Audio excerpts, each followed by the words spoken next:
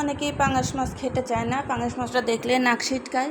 এটা দেখলে তো আমার শরীরটা জ্বলে যায়, কারণ রান্নার মতো রান্না করতে পারলে কি আবার পাঙ্গাস মাছ না খাওয়ার জো থাকে বলেন? এইভাবে রান্না করলে পাঙ্গাস মাছ কিন্তু সবাই আঙুল চেটে পুটে খাবে।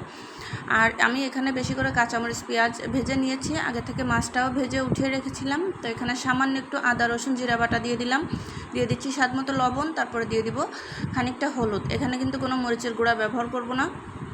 আর হ্যাঁ, পাঙ্গাস মাছের যে একটা এক্সট্রা গন্ধ থাকে ওইটা দূর করার জন্য কিন্তু আমি প্রায় 10 মিনিটের মতো লেবুর রস এবং লবণ দিয়ে মাখিয়ে রেখেছিলাম।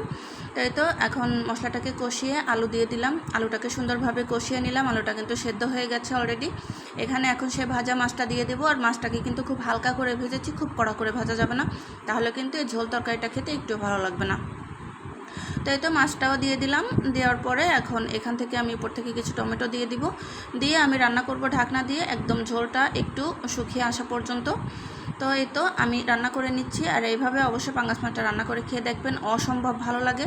তো উপর থেকে ধনিয়া পাতা কুচি দিয়ে দিলাম।